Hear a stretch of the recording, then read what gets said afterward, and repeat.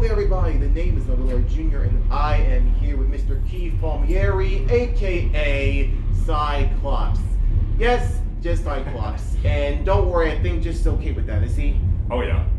Okay, he's okay with this. But this is a man who has been leaving his mark in the EDM community and in the EDM industry ever since 2017 with Pressure and No Mercy. To him, not only making his EP, the I tour, I believe, or the I... Just the I? What are you asking about? No, I'm just mentioning about the work. So, like, no, the latest EP I remember seeing was the I, right? Yep. Bewitched, Hell 2. Oh, yeah, the I Club EP, yeah. Right, the I Club EP, that's what it's called. I keep saying the I Tour, Yeah, no but it's the I Club, but not only featuring himself in make his own EPs, but of course being a part of the Cyber Roundtable, being a part of Cyclops Recordings, yes, Cyclops Recordings with the incredible song that is, I believe, Nightcrawler, yes. that was featured in, I believe, the High Knees headquarters, I believe. I might be wrong there, hopefully I'm not. But that is so many incredible works that has been made so far in the like pretty much around like 6 years. I have to ask a question though. So this didn't just begin just because. Like, how did this like whole project of Cyclops truly begin? So I started making electronic music in college, and kind of like dabbled through a couple different aliases as I was like getting started with production and stuff. And then finally, I've always liked heavy music, and I've like really like large and big sounding music. So in like 2016, I kind of settled on Cyclops. I thought that kind of like represented like this big sound I wanted to go after. Mm-hmm. Yeah. So what was it about Cyclops that kind of like lured you in? I've always like imagined it just being like this big creature, kind of like looms over things, and so I don't know. I like kind of like that impending kind of vibe.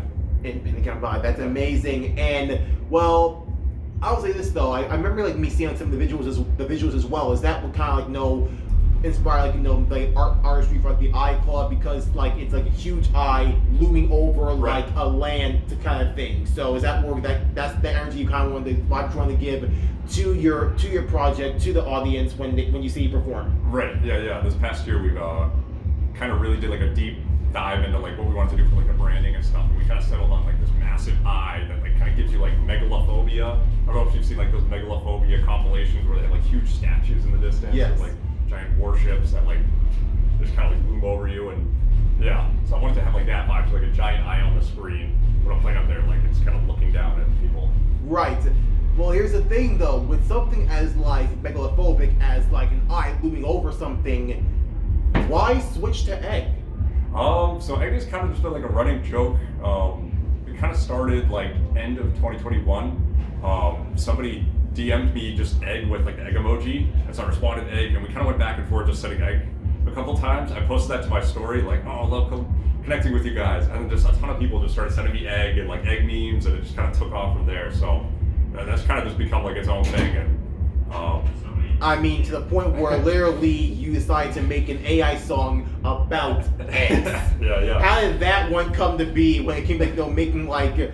I know that AI is something that's like being talked about and being played out as like not really being art, but I wouldn't say it's like completely AI. You mentioned like in your video when you started creating it that you were still able to make it your own. You were able to add some of your samples, still add some of your sound infused in the song. So how was the process when it came to like trying that out? So I have to give a spoiler. The video is not real.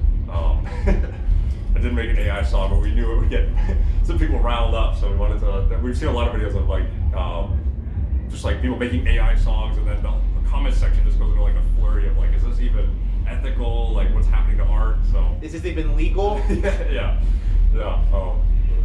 So yeah, I thought that was really funny, and I wanted to like kind of incorporate that to the egg song rollout here. And so far, like, huge side, let's just see what happens if I send the song to like other artists as well, and see if they'll play it, and see if it works. And from what we saw, like, we saw like Sullivan King play it. Yeah. You played it out a few times. I think you played it in this set, right? Yes, absolutely. And the reaction from the crowd, it was pretty insane. It was awesome. They couldn't really know or couldn't really tell if it was really music. They were just along for the ride. So that was kind of amazing to see. And it's like, well, do you plan on maybe like making a few more AI songs, or was it just like an experiment? I can only imagine if like you decide make an EP and it's just all AI.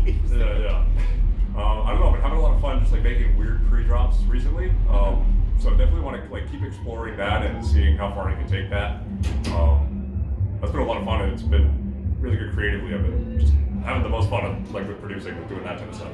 So understood. And I feel like even recently, the most fun I've heard you have is like add your own little twist in some of these songs. So the popular songs that we saw, we heard like Sudden Death Behemoth. You add your own twist on that. We heard Ray Volpe, Laser Beam. You add your own twist on that. We've heard, of course, Tronic Screamsaver. Made your own twist on that. Is that something that you really love like doing, and you want to keep on making more flips and edits of like your own sound? Yeah. I like the idea of like you have something people recognize, and then going into something that's maybe not so recognizable. So there's kind of like like an expectation or whatever, and then you jump into something else and make for a cool vibe. Yeah. That is amazing to hear. And speaking of like flips stuff like that, how about the remixes though? Because like there are a few remixes that you've done as well. I think recently was congratulations on being featured in like the remix package of Colors with Gryffin. Yeah. That was quite an amazing feat. I saw a lot of like very small artists featured there as well. I think one of them was Sippy as well. So how did it feel to be featured on that? And how did it feel? That was really crazy. I didn't expect it. Just one day my manager sent me a message like, "Hey, Gryffin wants a remix. Are you down to do it?" And I was like, "Oh my god!" I couldn't believe it. That was a lot of fun. I don't normally do a ton of melodic stuff like that. That was really poppy and melodic. But I like music theory, and I like writing chords and things like that, and trying to come up with melodies. So it was fun to try to make something that was poppy and fun, but also could incorporate some heavier parts as well. Yeah, it was a good time, and I'm really happy with the opportunity. That's amazing. And so, well, here's the thing. Do you enjoy turning songs that are usually poppy, very melodic, and trying to add your own spin on it? Is it easy? Is it kind of difficult? Because I know, like you said, it was kind of left field. Oh my gosh, Gryffin wants me to remix this song. Do you think you could do that with other songs as well in the future? Maybe let's say songs from Lost in Dreams or Ophelia. Yeah. I definitely like the poppy stuff. I think people like it as well, with melodies and things they can sing along to.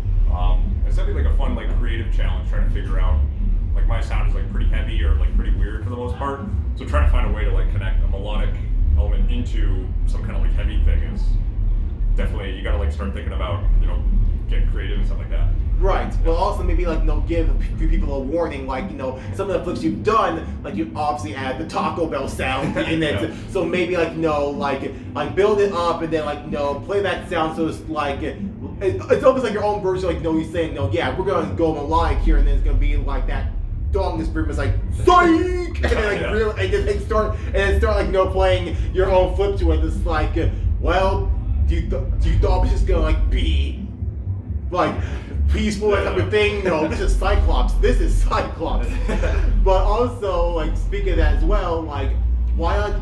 I don't know if you've done this before. I haven't looked this deep, but a lot of your inspirations were a lot of rock and metal bands. Have you thought maybe making some flips or making some creations out of that?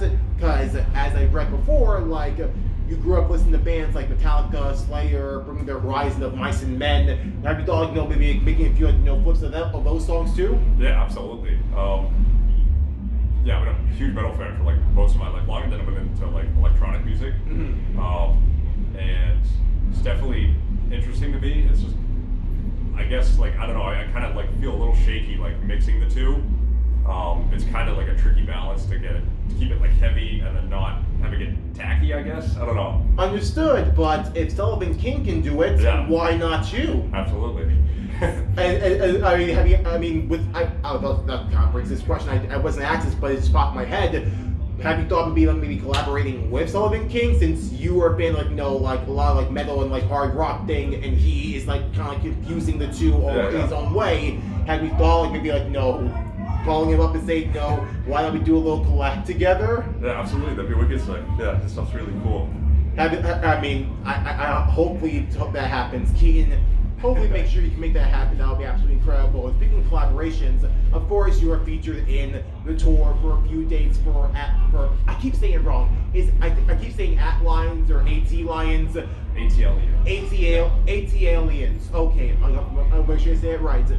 How did it feel like working with them as well? Because you had like one collaboration with them, and then of course you were featured in the remix package of Unidentified Flying Objects, I believe. Yeah. And of course, I think those are the only two I remember. Like, how does it feel like working with ATLiens? They're my favorite aliens for sure. Super nice. Definitely have taken care of me, and yeah, playing with them is a blast. We had a sold out show last night in Boston. That was wicked fun. Mm-hmm. And sold out tonight too.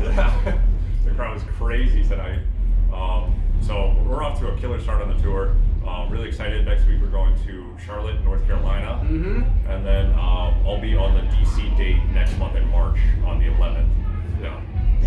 That's going to be incredible. So hopefully with those 4 dates out of 18, because there are currently 18 dates in the Space Cathedral tour, this is date number 5, moving on to number 6. So hopefully for all 4 of those dates, fingers crossed, each one will be sold out. We're already 2 out of 4. Yeah. Let's focus on North Carolina and DC, you said, right? Yes, absolutely.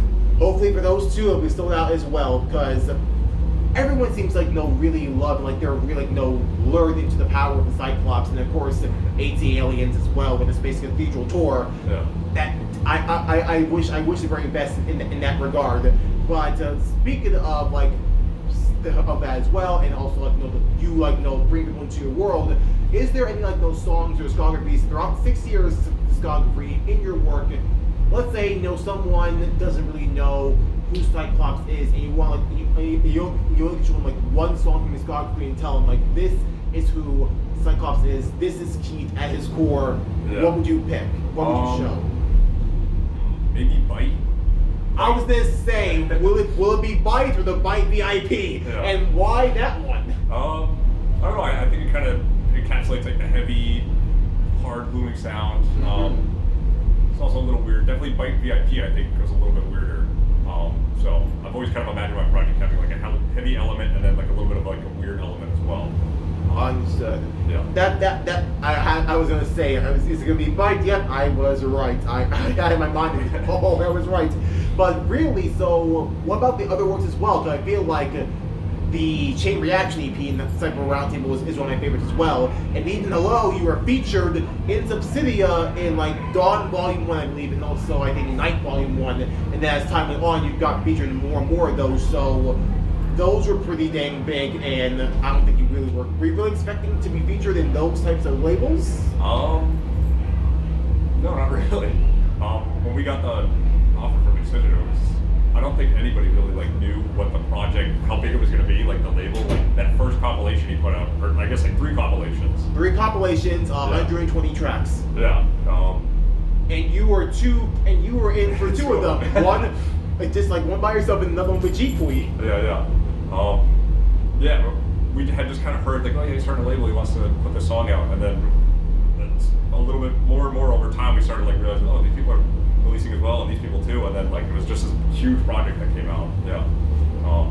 And of course, I feel something like that, you be featured in this label, I felt it was kind of a no-brainer, and it was already written in the stars, because as we have saw, if we really scroll deep into the IG, your songs in the past were featured and played out in Lost Lands. One with rest in peace, Cookie Monsta. Yeah. Him playing your song out there in the world was pretty dang incredible. And of course, Dirtyphonics playing your song as well when we were just all in quarantine and they did their own couch lands. That was pretty incredible too. So you being featuring the label was kind of a no-brainer again. Like I said before, it's you need to be on there. But how did it feel hearing your works in the past? Hearing your works being played out in such a huge, pretty prestigious music festival like Lost Lands. It was mind-blowing for sure. I remember the first time it happened, the Cookie Monsta and Hero Bus played out as well. I remember just being at home watching it on my laptop, holy shit, I can't believe this is happening right now. Yeah, definitely kind of put a fire in me, made me want to work harder and realize how possible all of this is. I'm so happy that you took that as not only just a place, a moment to celebrate, but also it's they're seeing what I'm doing. Let me really find a way to elevate this, because they're playing my work in the biggest music festival possibly ever. Let me find a way to really build on that, and it built you being in the Subsidia label, you playing Bass Canyon, and you did end up playing Lost Lands. Yeah. So the stars were aligning, everything was already put into place. Hopefully this year you can play in another festival owned by him, maybe Paradise Blue. I'd love to. Yeah, I'd love to. Hopefully that could happen very soon. And well, speaking of that as well, speaking of what could happen in the future, we're gonna make sure we put that in the list, Paradise Blue. Make sure we get 3 out of 3. What could be next for Cyclops? What's in the making for him now? So Egg Song is on the way. Egg Song will be out pretty soon. It's pretty exciting. We got lots of shows coming up. We'll be announcing those soon. Some festival dates this summer. That'll be really fun. And will there be some shows in the future? Maybe that'd be headlined directly by you. Yes, we're doing some headline stuff. It'll be really fun. And I have to ask, with you being the headliner of a show, or hopefully, I'm just praying, fingers crossed as well, making your own little tour as well, who would you want to have on your lineup if you were in control?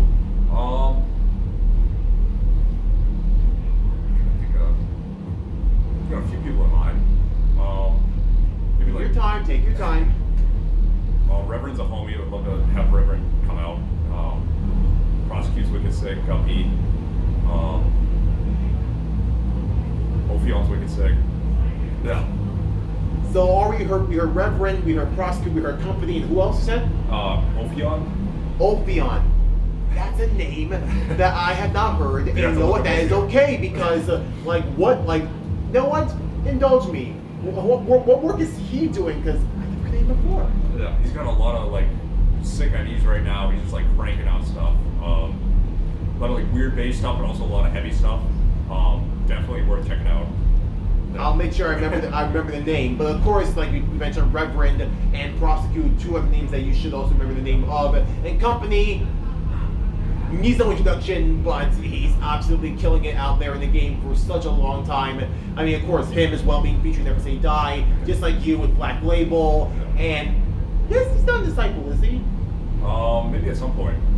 Maybe at some point, but I know he was, of course, in Never Say Die before, it passed away. And of course, in Ophelia as well with Company and Blake, I believe, and that was absolutely amazing. That was Song Power, that's what I remember. Yeah. So it would be incredible to see those people in your lineup and hopefully make a little mini tour out of that. Make that happen. Literally just big eye you, and with all these other eyes, oh my gosh!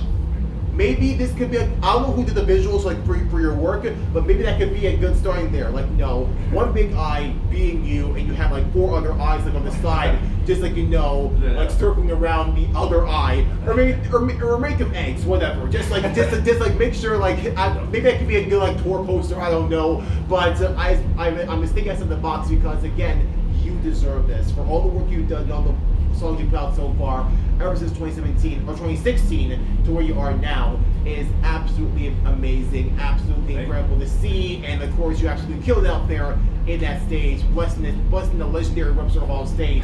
I can only imagine you blessing so many other amazing stages as well, especially in NYC. Hopefully, maybe today we have Webster Hall. Next time it'll be the Avant Gardner, maybe it could be Madison Square Garden, maybe it could be Barclays Center, you never know, because I think the world needs to hear more and needs to experience the power that is Cyclops. So thank you so much, Keith, for everything, and we truly appreciate you so freaking much, and thank you so much for watching as well. So again, the Space Cathedral Tour for ATLiens. Say it right, thank God. This is day number 5 right now, but next time's gonna be number 6. So we're 1/3 of the way in. Make sure you get your tickets as well, because as you already know, in Boston and NYC, they're selling out.